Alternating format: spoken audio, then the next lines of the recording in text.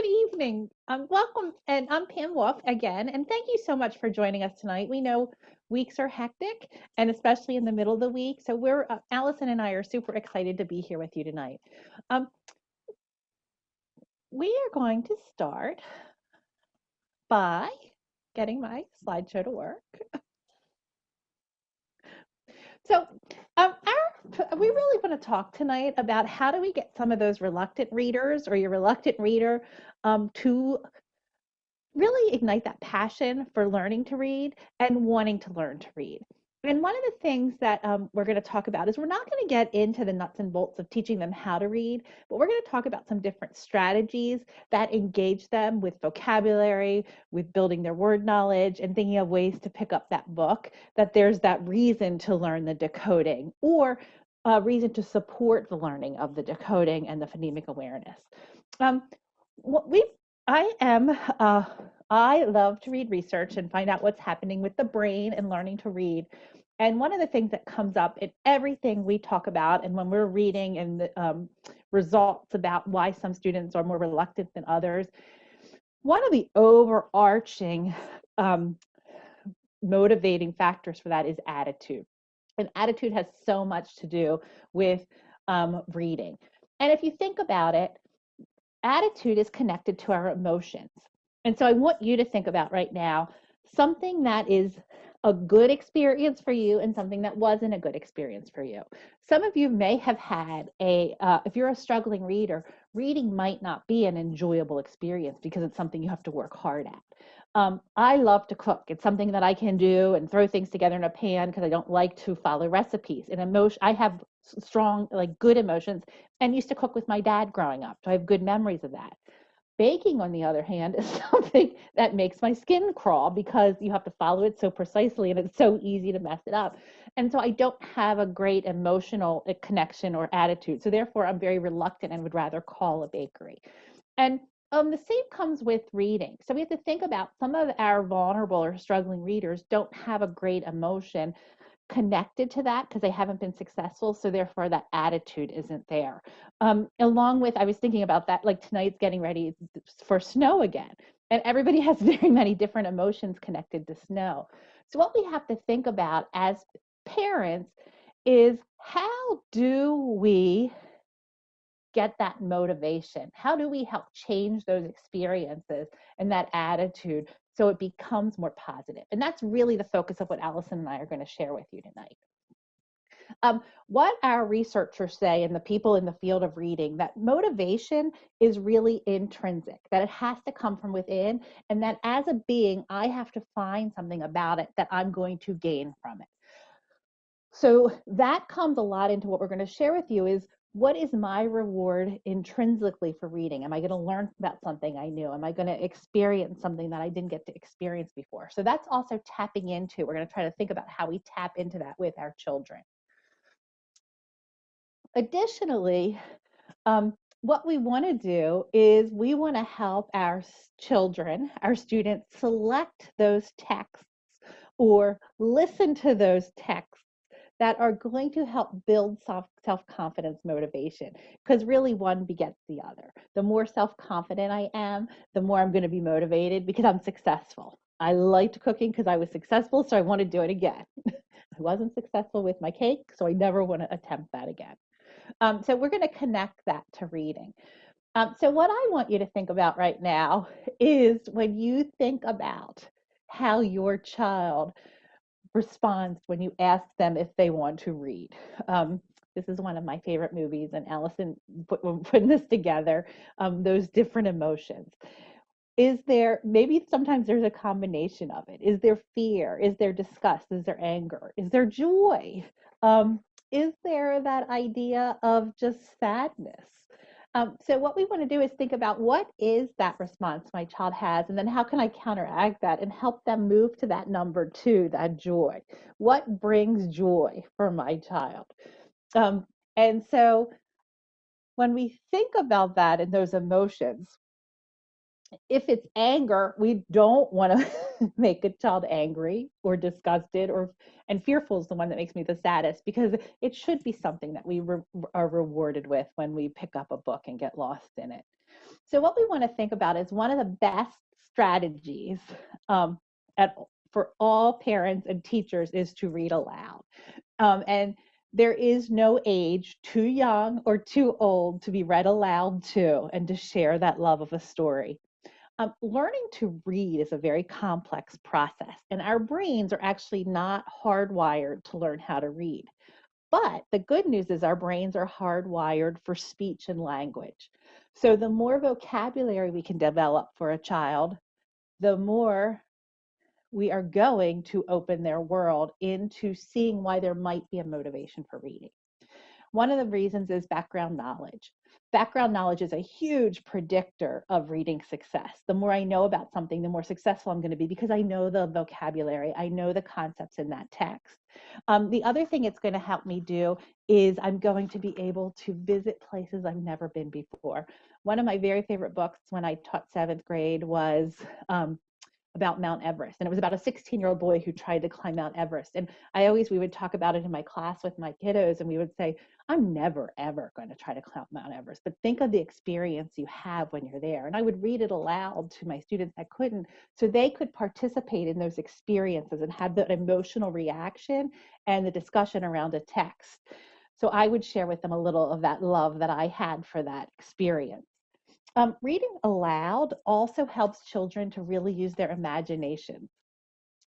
It builds a lot of word awareness in children, and word awareness is a huge predictor of reading success. It also stimulates memory, because when I read, then I talk about it and I experience it. And memory is also a huge support in reading, because when you read, you have to remember and create those images in your mind as you're reading. As a family, a parent, a child, reading also gives us something to talk about. We can sit down together, we can share stories, we can talk about the story, what if we were in the story? And if children aren't into fiction and they're more into reading nonfiction, it's what did you learn? What can we learn? My son, for a while, I have a high schooler now, he's a 9th grader, and he went through a whole phase of being obsessed with Minecraft when he was in like 3rd, 4th grade.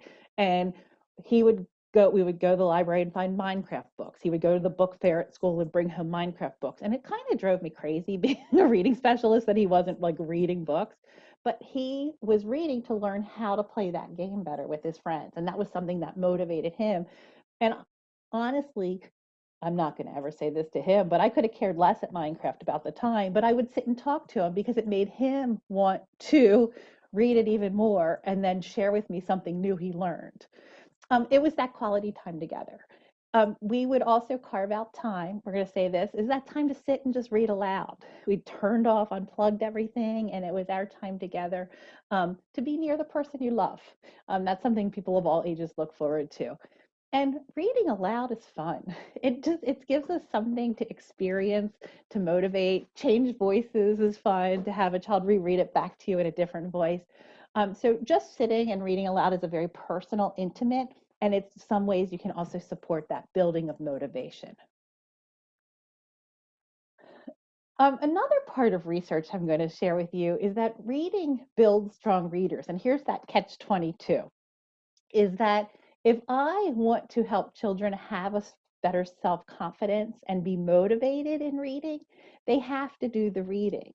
If anybody knows that idea of the rich get richer and the poor get poorer, it's the same for readers. The more a child reads, the more vocabulary they gain, the more sentence structures, the more they learn about the world. So what we want to do is try to find ways to hook our children, whether they're young or older, into finding those things where they get some intrinsic reward from that reading. There's so many options in our library and just beginning to think about it. And what we also want to make sure is that home reading and school reading feel different. as parents, you're lucky. You don't have to be the teacher. Well, right now you kind of are the teacher at home with during this whole pandemic, but you really still don't have to be. There is a teacher on the other side of that screen, and one day back in the classroom, the teacher is going to do the heavy lift of helping your child learn how to read, and definitely want to be a partner with them. Um, but what we want to do is think about how at home can we take those books and really make them fun and celebrate through that read aloud. That middle picture is actually my nieces. And my one niece is 2, and she reads A Very Hungry Caterpillar over and over and over again. And Allison has a little one that does the same. And when my Henry was that age, I actually hid the book because I couldn't stand reading it every night. But that was part of his love, and that was part of our time together. So finding those books to read over and over again, and share that love of reading. The other way home reading and school reading is different is it should be based on choice. Um, I can remember um, having to read books in school, and they were books that at that time I struggled to get through because I had to do it. And especially if you have a teenager who's more reluctant, or a tween, when we tell a tween or teen they have to do something, they're more reluctant to say, they're more likely to say no. But when we give them choice, a lot of times they're more open to wanting to do something. So it's also playing that game a little bit of, um, teacher tells you you have to do something. Mom and dad do too with rules, but books aren't rules. Reading is not going to be something that I'm going to use as a reward or punishment system. All right. Um, so we talked a little bit about that idea on Pam's last slide about choice and how we want that home reading to feel different.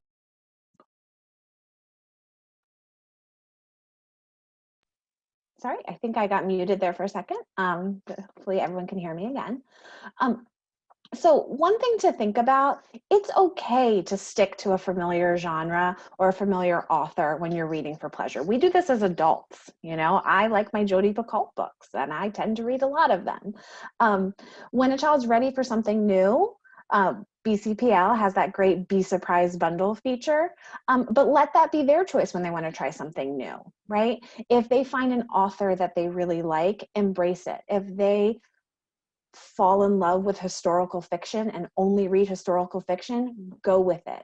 There's predictability in that that can help comprehension, and that predictability is comforting, right? Pam, you wanna the next one? The next thing that we want to reiterate is graphic novels. Graphic novels are so engaging, so motivating, especially for those reluctant readers as they get a little older, and they're a great entry point. They're novels, they count. It's real reading. Readers can develop their visual literacy as they see the connection between the imagery as well as the dialogue that's presented in those speech bubbles, and how that dialogue helps to develop the plot.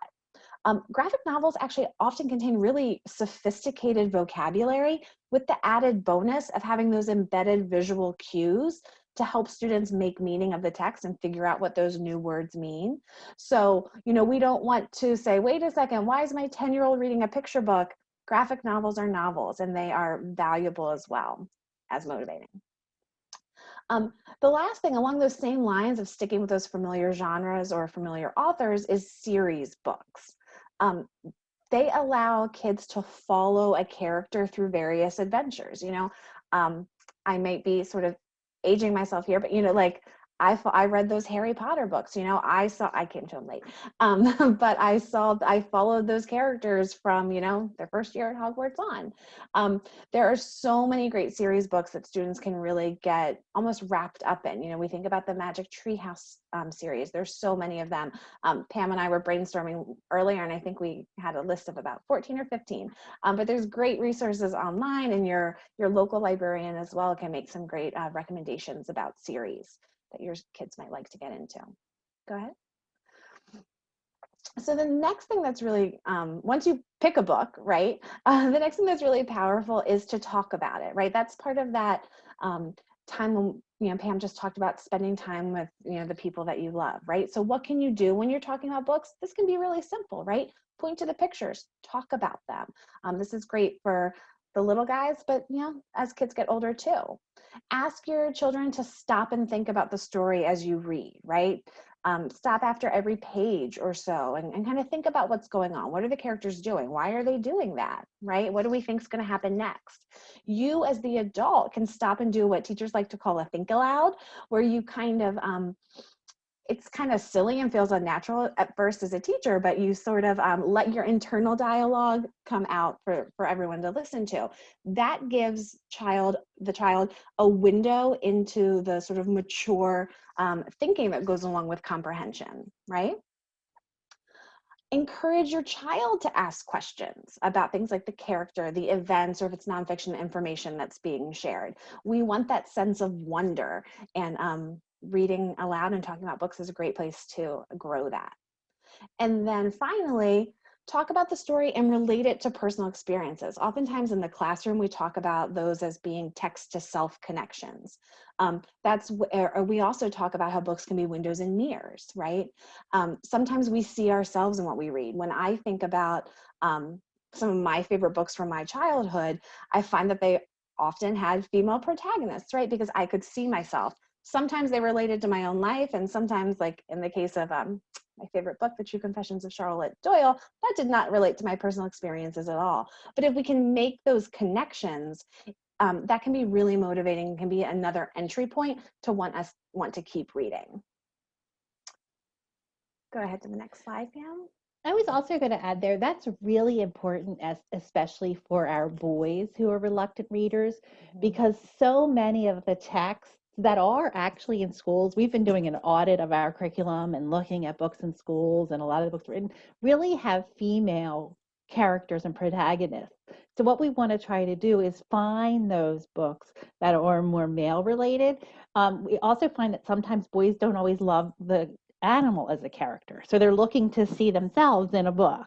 So if you have any middle schoolers that are reluctant readers, Hatchet by Gary Paulson is a great survivor story to talk about what would you do in that situation. Is that read aloud to share and really have that experience together. That's such a good point, Pam. Thank you so much. So when we get comfortable with talking about books, we can take that to the next level, and we can have reading being that springboard to exploration and learning. And we wanted to share with you a really great resource for parents out there. It's a website called Start With a Book, and it's just startwithabook.org. They have, a lot of it's geared towards, you see here, summer reading, but the site doesn't go away just because there's snow on the ground. They have great resources for families that about how you can integrate reading, discovery, and learning through these themed collections. So we snipped a couple of them here. This was just, I mean, you could scroll and scroll, but just a couple to give you an idea. Family and community, sports and the Olympics. And when you click into one of those themes, not only will they give you recommendations for both fiction and nonfiction books that relate to that theme, hands-on activities that you can do with your children, kid-friendly website recommendations to go to learn more about that topic, some writing ideas, even, I love this, I'm such a podcast listener, ideas of podcasts that kids can listen to. You know, that is another great way to develop that comprehension and critical thinking without the burden of decoding. And for some kids, decoding feels like a burden, right?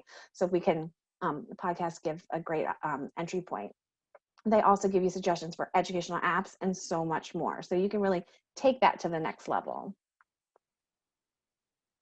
Then also think about how literacy can just be every day. Everyday activities can become literacy experiences, right? When you're at the grocery store, give the child the grocery list, if you still do a paper and pencil list and don't use a cool app, but give them the power, right? Give them the list and the pencil and tell them they need to cross off the items as you find them, right? And we're going to get a little word recognition in there. Or make it like a scavenger hunt. Read the packages to find the right item. You know, can you find me the tuna that's packed in water, not oil? And they'll maybe have to read those packages really closely. Little micro doses of literacy infused there. If you're going on a vacation or going on any kind of trip or place you want to visit, do some research about that location, about the must-see sites and activities that you want to do. Afterwards, work together as a family to write a family story about the experience, or maybe make a scrapbook. Even just simply, if you have any newspapers or magazines at home, I think Pam is that last one going to pop up. There we go. You know, I certainly wouldn't expect a fifth grader to read Parenting Magazine like you have there in the in my little screenshot. And there are certainly plenty of super engaging magazines for kids. But even just with, you know, magazines that you might have around the house, take a look at those advertisements. Those are really critical literacy skills that we can hone there too. Take a look at one of those ads. Ask them, what makes that a good advertisement? How have they grabbed the reader's attention, right? That's opinion writing right there that we can really start to think about the author's craft. So you can take those little everyday experiences and really make them literacy, and hopefully that feels really different than school and is really fun and engaging for kids. We also want reading to be a reward for the reward. When I first started teaching, I used to have a sticker chart, and I would have students read so many books or so many minutes, and they would get a sticker, and then I had treats at the end. And as I started learning more about how our brain learns to read and how we learn to read, one of the things I found out that actually those extrinsic rewards really don't support long-term reading. And I'm going to give you one of the examples I read was a preschool room. I had shared this story with Allison. A preschool room had smelly markers, really fun smelly markers, and they put them on the table and they were letting students use them and play with them to draw. And then a researcher came and took them away, and then split the kids in two groups. And one group got the smelly markers, but every time they used one, they got a reward or a sticker. The other group just went on coloring and playing as usual. When they brought the smelly markers back into the classroom, the students that were rewarded for them no longer saw a reason to use them because they weren't getting that extrinsic reward and were like, it's not a big deal anymore. Where the students that were just using them for the fun of using them went to use them more. They've also done that experiment with reading. And they've found that students that learn to read for that intrinsic reason, because I'm going to learn something new. I'm going to get to explore a place I've never been. I'm going to be able to travel and pick out our next vacation and find places we want to go and do some even internet research, or I'm going to look through books to find out places I want to be. That's where the motivation comes from. So some of the suggestions we have are, one, never treat books or reading as a chore or punishment. I can remember growing up and my dad getting three little girls, probably driving him crazy, saying, all of you go to your rooms and read. And we all luckily like to read, so it was like fine. We don't have to do housework. But if I'm a child who's a reluctant reader, you've now just punished me with something I already don't like to do, and now I'm going to associate that emotion with reading, which we don't want to do. What we want to do is think about, how do we celebrate? The first picture there is, one of the best things to do is to give books as presents. And this was something I never thought about until I was older, but my father always gave us a book on his birthday. Because you don't get presents on somebody else's birthday, but on his birthday, we actually got a book, and he would put the date and he would put an inscription in it, and it was ours. And it was based on something at that time we either liked or he thought would interest us. So we all have a collection of books that he gave us, and it became a present, a treat. And it wasn't like he was even giving them on our birthday or Christmas, where I was like, I wanted clothes or a new headset. He was very smart about that. It's a great way to celebrate little gifts of books. The other thing, and then you can see on the right-hand side, my sister had the elf bring books this year and would leave books. And then when the elf left that night, the book was left behind for her children. In the middle, one of the things we used to do that was when Henry was in second grade. It was the summer going into second grade, he discovered the Magic Tree House. So our treat or reward was every Friday after school, we'd go to the library, because those books, the series books, they read once and they're finished. So you want to go either to the library for series books, like Allison was saying, or share with friends. That was the other thing we did. But I would say, like, Fridays, we'd go to the library, we'd come home with as many as we could. And then I was like, you need to spend at least 15 or 20 minutes reading, and you can read wherever you want. And one day I found him reading outside in the tree, which I thought was so cute. He was reading in the treehouse. But we'd stop on the way and get ice cream. We'd go to the library. We'd come home. So it became like a celebration. Like, going to the library was a really big deal. So that was another way to start to develop that strong emotion to reading. And that's it's never too old or young to start celebrating that trip to the library with a trip for ice cream or a snowball afterwards. And it doesn't have to be that, but it was just that association. Um,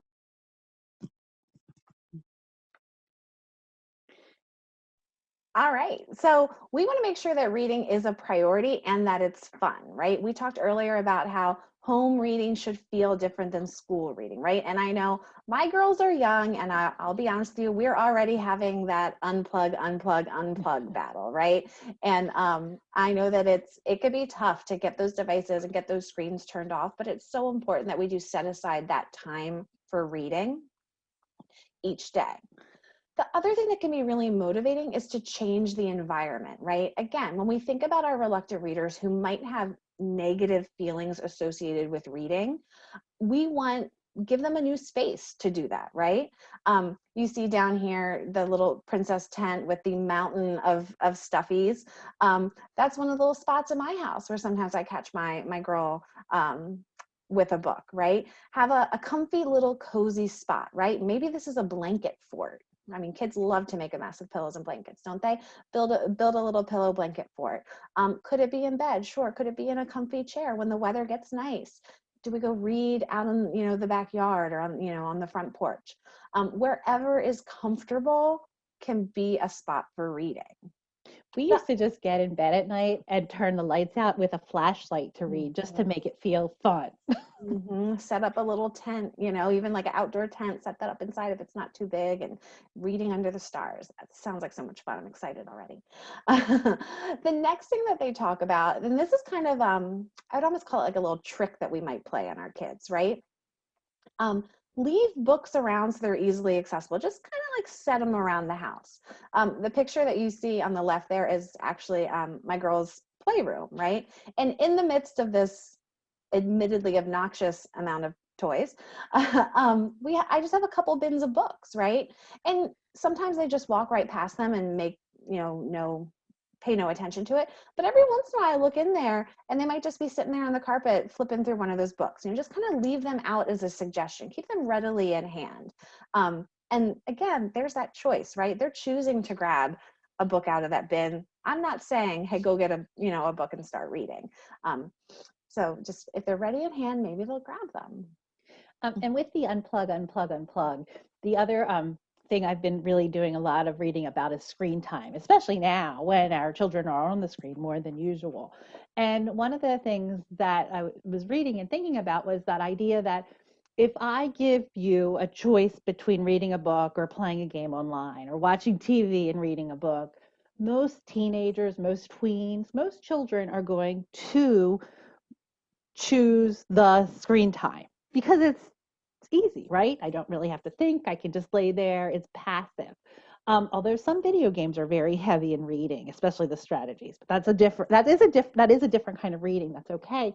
So what suggestions from some of the experts are saying is let's set aside time every day where we're going to unplug, and books are available if you want to read, but you have to find something else to do. So those books are readily available. Maybe magazines are available. The other thing we really haven't talked a lot about, but we wanted to say was, and we're going to talk about in the next screen, I think, was audiobooks. So if I have a reluctant reader who struggles with decoding, they can still listen to that book and experience the same listening comprehension. Listening comprehension develops before actually reading comprehension. That's always a little bit higher. So the more we can listen to books as well, we're engaging in that act of reading and visualizing and stimulating parts of the brain for comprehension. And that's such a great point. Thank you.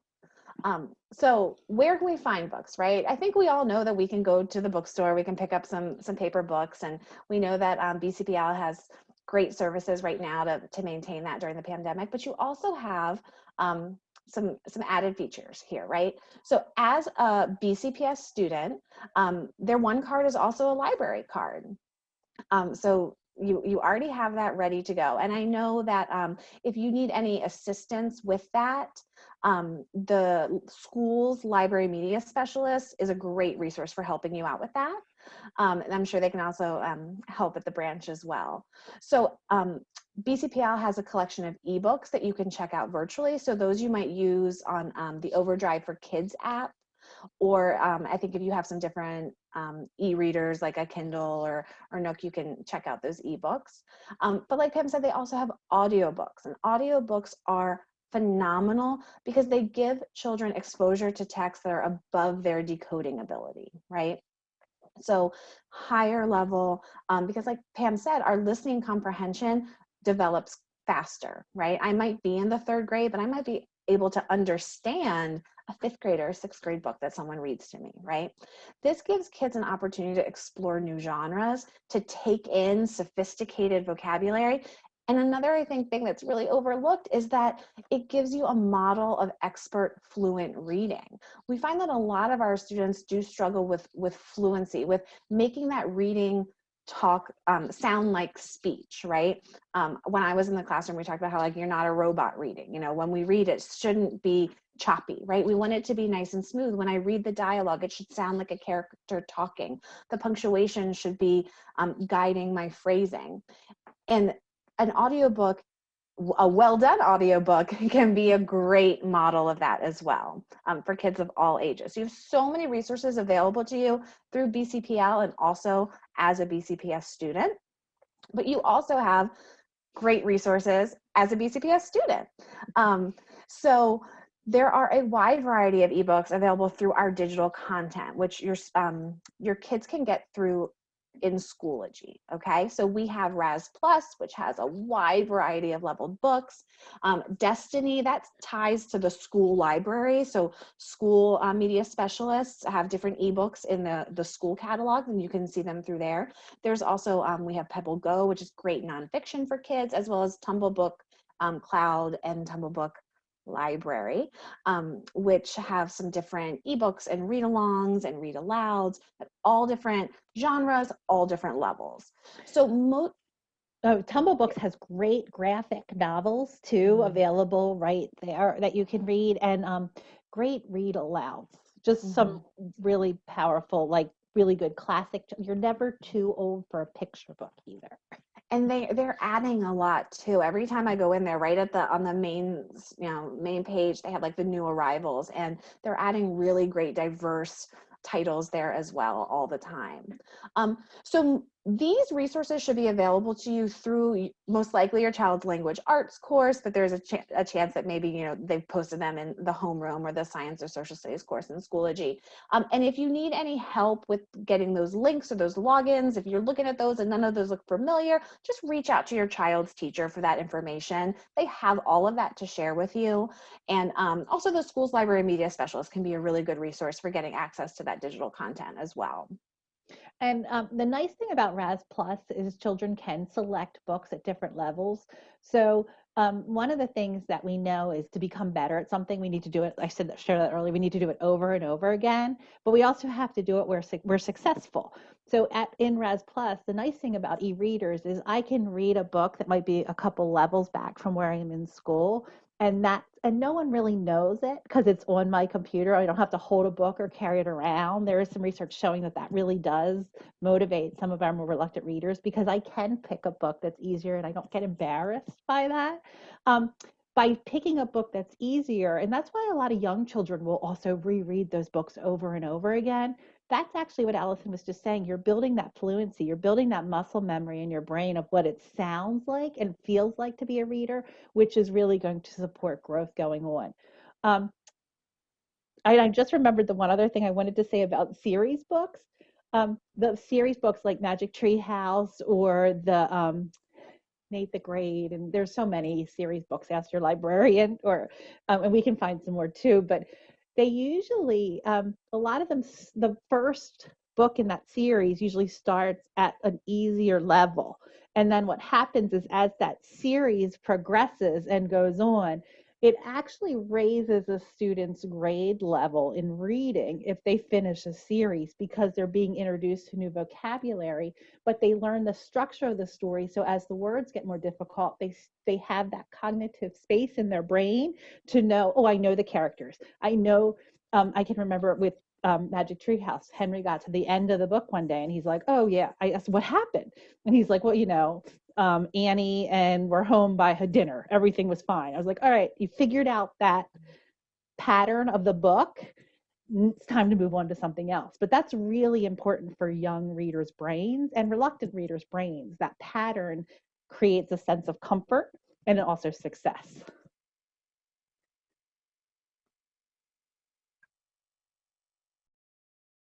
So we were also thinking of ways while you're home, how do we make it fun? Because we want children engaged in either listening to the audiobooks or reading the books.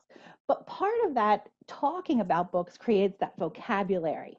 So one of the suggestions is to take a balloon, a beach ball. This is a beach ball. Take a ball. There's even those balls you get at the dollar store. And what you do is you write questions on the ball, like which character did you like the most, or what did you learn, what do you wish would have happened that didn't, what's your favorite part of the story. And then when you toss the ball to your child, wherever their thumb or finger is touching, they have to read that question and then talk about the book. And it's just another way to make it more kinesthetic and fun and moving around, if you, especially if you have an active reluctant reader, for talking about books. Some of the questions: what made this interesting? Why did you like it? What would you change the ending? And the other thing we want to do even early on is talk about why we liked or didn't like a book, because we all have different interests and preference. So what we want to say is, you can't just tell me you didn't like it. Why didn't you like it? Was it too predictable? Was the character boring? Did you didn't think that could really happen? Or I love this because that character really made me think about what I would do in that situation. Or I love this book because I really learned this that I never knew before. So we want to help also students develop, our children develop the language for why they like and not like something. We do the same thing at our house around food. You can't just say you don't like something. You have to use your words to express what it is specifically about it that you like or don't like. And Pam, can I add on to that and say that that's Please. another way that it can feel different than school, right? Because in school, you get into upper elementary school, middle school, we're asking for a 5-paragraph essay evaluating, the author's craft of the text. We can keep that really simple and fun at home, and let children freely express their opinions without. When I taught 3rd grade, I always tell parents, like, I can worry about main idea detail. Let me worry about that. Plot structure, like, I got that covered. Just make them love reading. Just, you handle that part. You help me with that part, and I can handle the standards and the nuts and bolts, Mm-hmm. And along with that, I was going to say that it's also that idea of, just forgot what I was going to say, so I'll come back. We'll keep going. And this is just another idea with the question, is think about questions you want to, or something you want to say about the book, and play like the hopscotch game, where you give each prompt, you can either give each question a number, or when they get to that number, from number to number, you have to say that many things about the book or the story you were reading, or so that way, or something else you want to learn from reading that book. So it's just another way to have fun, and keep it also for children that need to moving around. It's another way to add that movement to creating that fun experience that helps attitude and motivation for reading about a book, for learning to love to read a book. Now, we found some other resources that we thought would be really great to share. First of all, Baltimore County Public Library is a wealth of resources, so that's always a good place to start. There's 2 other resources that you have access to right from your homes, and the first one is readbrightly.com. Allison and I started to make a list of all the books we wanted to recommend at all the different grade levels and why we loved them. And we're like, oh my gosh, we would keep you here until 10 o'clock tonight and be happy doing it. So we found this website that is awesome, because what it does is it breaks up from birth through teenagers and gives recommendations for different genres of book, different book titles, different book talks. And it also has some read alouds and videos that go along with the books, the text, that are it's a really well done website that might be also helpful to explore. And even that's what I like to together to sit down and explore and say, what's something that you want to read? Why do you think you might want to read that? And let's get those books. Let's order them from the library. Let's pick them up. Let's bring them home. So they're just all around in that availability of books. The second resource is readingrockets.org.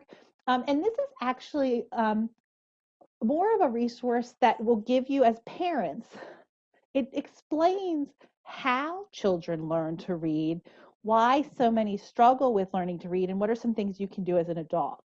So we really focus today on that read aloud and the comprehension of listening comprehension, because that is a big component. Motivation. If you don't have motivation to read and see an intrinsic reason for it, it's hard sometimes for the other skills to follow, if that makes sense. Like, what comes first, the chicken or the egg? Motivation is always a huge factor.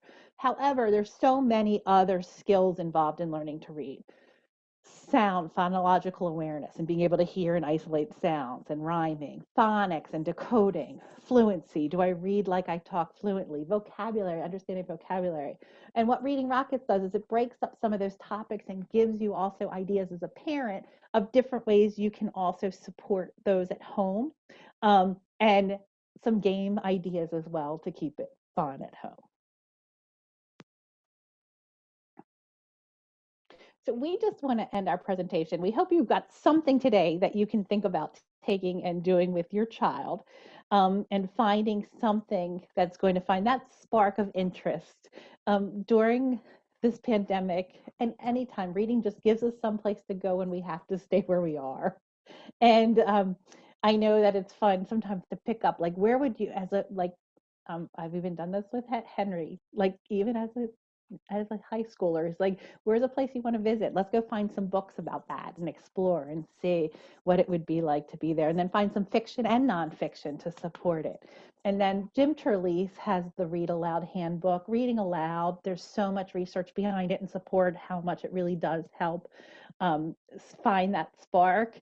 And this is one of my favorite quotes: the more you read, the more you know, and the more you know, the smarter you grow. And it goes back to how we started this, is that we have to have those experience with books, whether it's audio, read aloud, to become better at it. And then we have to break that code so we can continue to practice and become better at reading and find that spark. Even if it's reading it's nonfiction or fiction. It doesn't have to be one or the other. So thank you for your time and for listening to us. We could go on all night. But we will stop now and turn it over to Noelle and Tracy to see if there's any questions. Hi, I'm Tracy. And so if you have some questions, you can post them in the chat.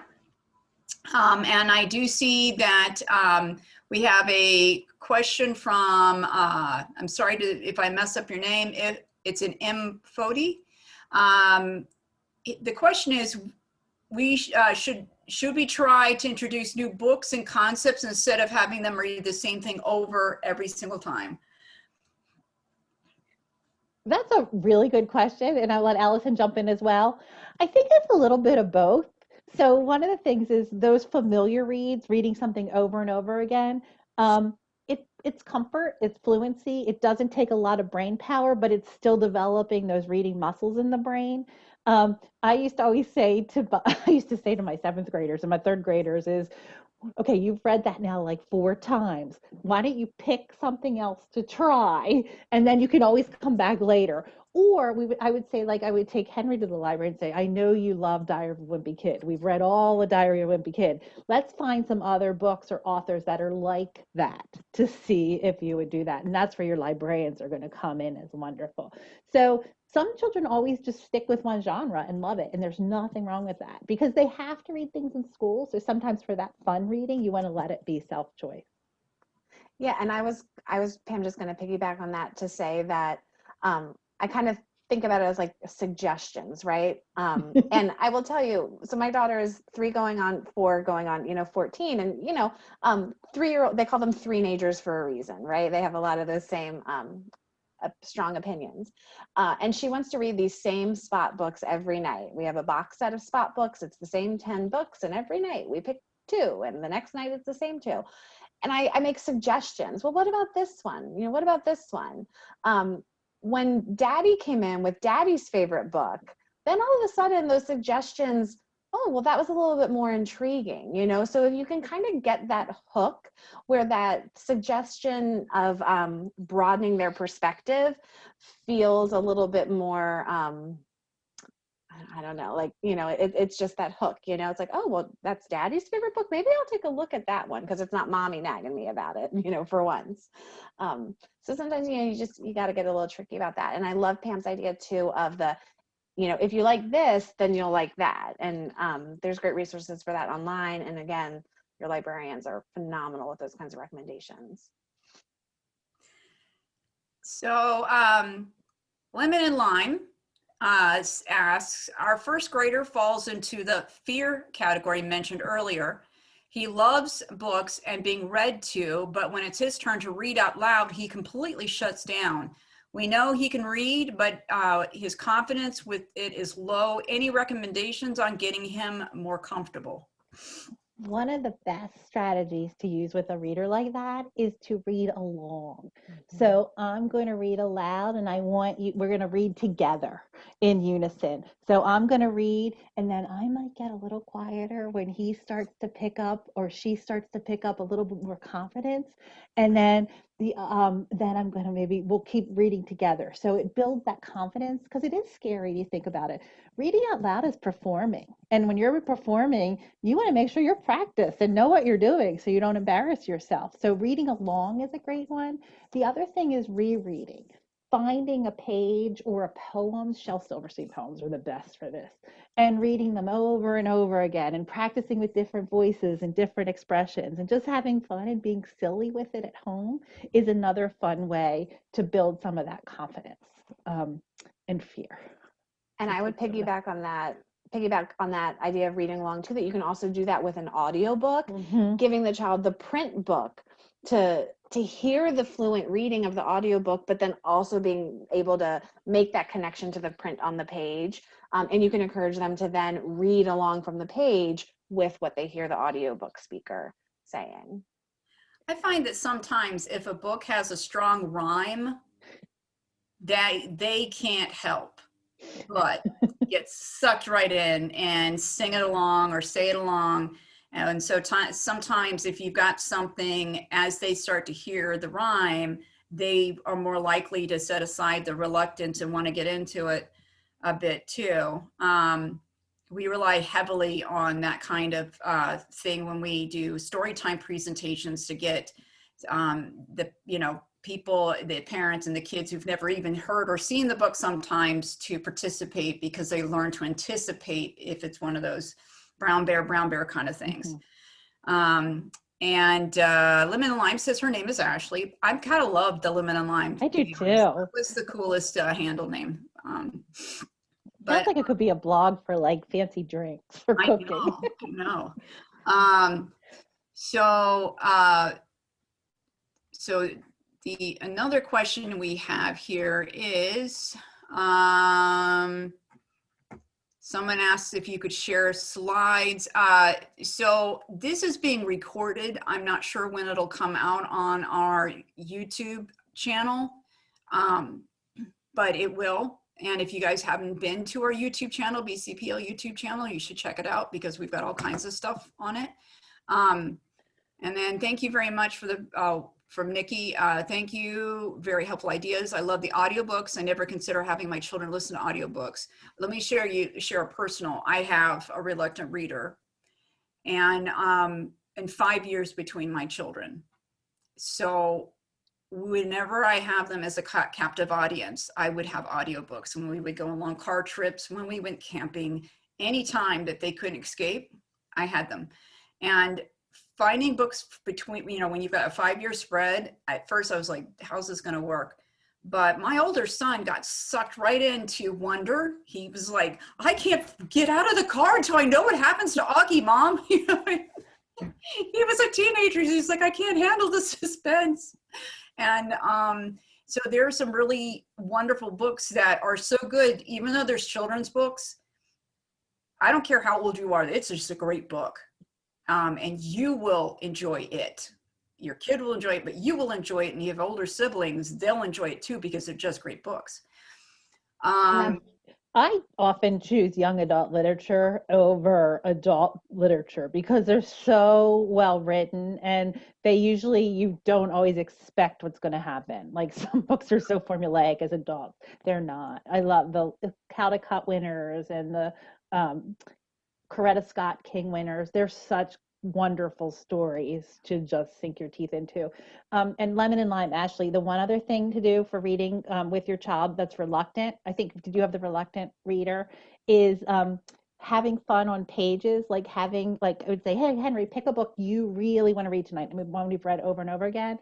And let's read this page together as a whisper, and then we have fun, and then the next page we're going to read and read it really loud, and the next page we're going to read like we're like in a mountain with an echo, like just having fun like that with the over and over reading out loud, which also just takes away some of that, like, it's serious when I'm in school and have to read aloud, so let's have fun at home doing that.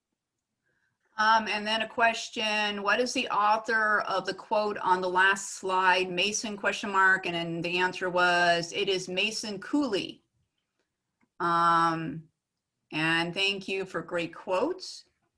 Thank you for great ideas, and love that. So every now and then you find kids have sometimes a hard time visualizing books. And I've found that sometimes when you're dealing with different periods of history, it can be hard for some younger kids to understand that things were different. So that's when you want to sort of see if you can find any kind of age-appropriate TV show or whatever that actually shows people living that life and stuff, and it helps them visualize. And then when you break out the book, then then they can imagine it a little bit better than if they're just kind of like, oh, pick up the phone and call somebody. Well, there weren't phones. And through Baltimore County Public Schools, one of the websites we have access to is Discovery Education. And I know when the website's all back and working again, parents will have access to that again, but that's another great place for little snippets of videos for background knowledge. Yeah. And we have databases. Baltimore County has databases, and there's also been a series called Resource Roundup on what databases are, and how to use the different educational databases. They're very short, and so they're phenomenal. So I think those are the questions we have. And I tell you what, you guys were so thorough. You caught all of the stuff, some of the stuff that we would have been like, okay, here's stuff that we can do as a library, but you covered everything. You are amazing. Thank you. Thank you. It's been amazing. Tracy. Thank you for inviting us. This has been so much fun, and our pleasure to be here with you tonight and with the parents. I wish we could see all your faces. But seriously, just make it fun at home and let your child take the lead, but also make it fun and the experience accessible for them. So Noelle's going to conclude with a couple wrap up our time together with some stuff, and I'm going to turn that over to her. Great. There are a few library programs that I'd like to share with you that are coming up. For reluctant readers, this is a wonderful program that's held on Wednesday mornings at 10:30 called Save Sight Word Sam. We also are starting recess programs, which are going to be Wednesdays and Fridays at 4 o'clock. And it's just a little time where kids can get together and talk about different topics. And on the website, it will say which topic is for what day. And it looks like I skipped one. Pause to Read is the first Tuesday of the month. That's a wonderful program where kids can read over Zoom to a dog. And it's a lot of fun. So if you have a child that's a reluctant reader and they love dogs, that might be a wonderful program for your child to sign up for. And then lastly, we have our anti-racist story times on February 13th, February 20th, and February 27th at 10 a.m. And for all of those programs, you would just sign up on the BCPL website, just like you did for this program. And again, thank you all so much for attending, and thank you, Dr. Wolf and Ms. Brooke, for all the wonderful information that you gave tonight. I even was taking some notes. I love the website, startwiththebook.org. Aloud.org. Oh my goodness, I wish I knew about that when I was in the branches. Such a wonderful resource. So thank you very much, and thank you all for attending. Have a wonderful evening. Thank you so much.